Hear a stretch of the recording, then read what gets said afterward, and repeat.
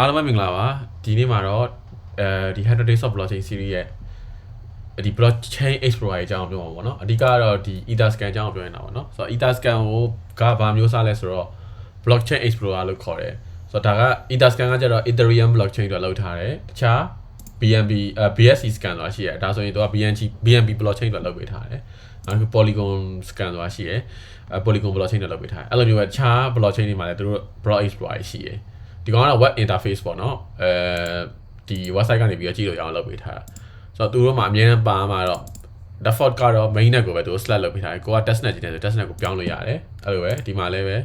အဲ့တိုင်းပဲ testnet တွေရှိမယ် Etherscan မှာလည်းအဲ့လိုပဲ testnet တွေရှိတယ်ဆိုတော့ကျွန်တော်တို့က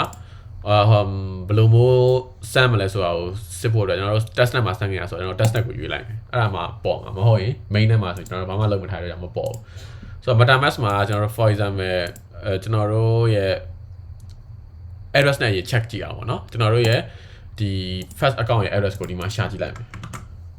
search လုပ်လိုက်မယ်ဒါဆိုရင်အရင်ဆုံးသိရမှာဒီမှာ address လို့ပေါ်လာတယ် okay ပြီးရင်ဒီနန်းလေးမှာဒီနန်းလေးမှာ tab တွေမှာ contract လို့မပေါ်ဘူးဆိုရင်ဒီကောင်ဒီ wallet account ဖြစ်တယ်အင်္ဂလိပ်လို့ဆိုရင် EOA လို့ခေါ်တယ် externally owned account လို့ခေါ်တယ်နောက်တစ်ခုကကြတော့ account မျိုးစားနှစ်ခုရှိရပါတော့ externally owned account ရယ် smart contract account ရယ်ရှိရဒါက smart contract မဟုတ်ဘူးဆိုတော့သိရတယ် okay ဆိုတော့ဒီနေ့လေးမှာ funded buying ဆိုတာဘာလဲဆိုတော့ကြတော့ wallet တွေအကုန်လုံးကစက်တာချင်းမှာ wallet က0balance ရှိတယ်အဲ့ဒါကိုတယောက်ကလွှဲခဲ့တာ ਨੇ ဒီမှာ funded buying မှာပထမဆုံးလွှဲခဲ့ကောင်ကပေါ်လာပါတော့ဆိုတော့ကျွန်တော်ကကြတော့ကျွန်တော်ဒီ Google Faucet ကနေပြီးတော့ 0.05 US တော့ကြောင့်မလို့ဒီကောင်ကကျွန်တော်ရဲ့ funded ဖြစ်နေတာပေါ့နော် okay ဆိုတော့သူရဲ့ Ethereum blockchain ဆိုတော့သူရဲ့ main balance ဖြစ်တဲ့ Ether balance ကိုပြတယ် 0.059 ရှိတယ်နောက်ဆုံး transaction ပို့ခဲ့တာလွန်ခဲ့တဲ့920ကပထမဆုံးပို့ခဲ့တာလွန်ခဲ့တဲ့3ရက်က okay ဆိုတော့ဒီမှာဆိုရင်သူ့ရဲ့ transaction ကိုပြထားတယ်ဆိုတော့ဒီမှာဆိုရင်ကြည့်မယ်ဆိုရင်အရင်ဆုံးနားလဲရမှာက front နဲ့တူနဲ့နားလဲဆိုရင်အဆင်ပြေတယ်ဘယ်သူကနေဘယ်သူကိုပို့တယ်ဆိုတာလာတယ်ဆိုတော့ဒီကောင်ကိုထောက်တာနဲ့ဒီမှာ transaction တွေဘယ်လိုဖြစ်လာတာပြတယ်ဆိုတော့ကျွန်တော်ကလက်ခံတယ်ကျွန်တော်ကပို့တယ်ကျွန်တော်ကိုပြန်ပို့တယ်ကျွန်တော်ကပြန်ပို့တယ် okay အဲ့လိုပေါ့နော်ဆိုတော့ဒီဘက်မှာ amount ကကြတော့ Ether ကိုပို့ထားပါတော့တခါလေကြရင်ဒီ Ether က0ဖြစ်ပြီးတော့တခြား coin တွေပို့တယ်ဆိုရင်ဒီကောင်က0ဖြစ်ပြီးတော့တခြား detail ကိုဒီကောင်နဲ့ကြည့်မှမြင်ရမှာပြီးတော့ဒီကောင်က transaction fee တွေဟိုတနေ့ကအခေါ်အောင်လည်းပြောရမယ်ဆိုရင်ဒီကောင်က gas fee ပေါ့နော် okay ဆိုတော့ဒီမှာက block number ပါတယ် block number ကပါလဲဆိုတော့ဘယ် block မှာဒီ transaction တွေကို store လုပ်သွားလဲဆိုတာမျိုးexecute ဖြစ်သွားလဲဆိုတာမျိုးပြောပြထားတာတခွန်းဆိုမတူဘူးကြည့်တင်သိတာတာကြတော့နောက်ဆုံးမှာလောက်တဲ့ဟာတွေကနောက်ဆုံး number တွေဖြစ်နေတာပေါ့နော်ဘာလို့ဆိုတော့ block အသစ်တွေမှင်သွားလို့ပေါ့ okay ဆိုတော့ဒါကနောက်ဆုံးလွန်ခဲ့တဲ့920က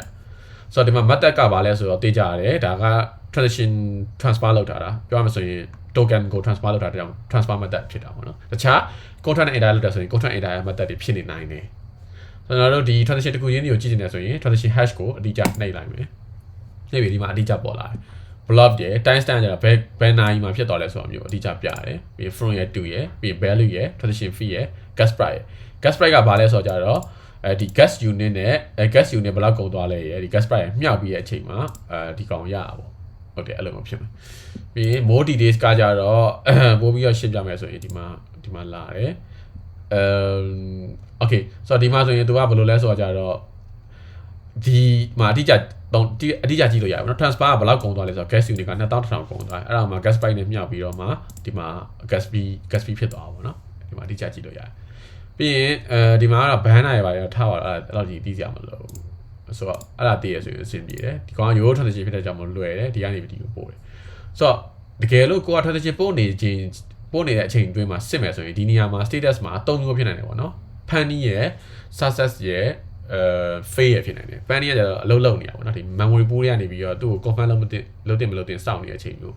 ပြီးရင် confirm ဖြစ်တာဆို success ဖြစ်သွားမှာတကယ်လို့ fail ခဲ့ဆိုရင်လည်း fail ဆိုပြီးပြလိမ့်မယ်ဆိုတော့ transaction fail ကလည်းဖြစ်နိုင်တယ်ဒီ blockchain တွေမှာအဲ့ဒါတော့သိထားရမယ်ဆိုတော့ channel blockchain တွေရဲ့ block explorer က blockchain explorer ကဒီကောင်ကို Etherscan ကို reference ယူထားရတဲ့ကြောင့်တော်တော်များများဒီကောင်ကိုနားလည်တာနဲ့ channel ဟာတွေလည်းကြည့်တတ်တယ်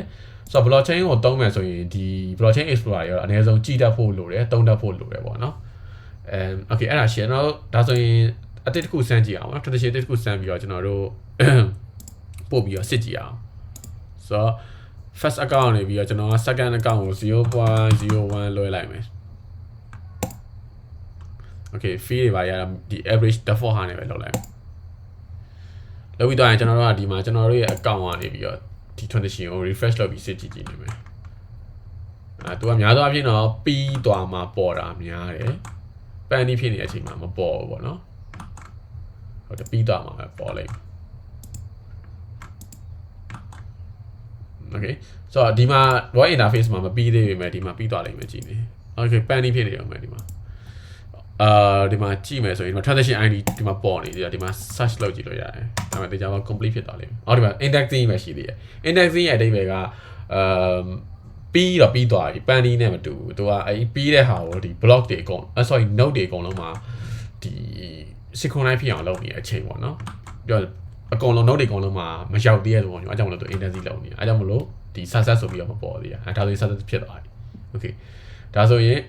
နားလည်မယ်လို့တော့ထင်တယ်ဆိုတော့ channel explorer တွေကိုကြည့်ရင်လည်းဒီတိုင်းပဲဒါပေမဲ့ကျွန်တော်တို့ဒီမှာသုံးသွားတာက Etherscan ထဲမှာမှ Sepolia testnet ကိုသုံးတာဟောကျွန်တော်တို့က Sepolia testnet မှာစမ်းနေလို့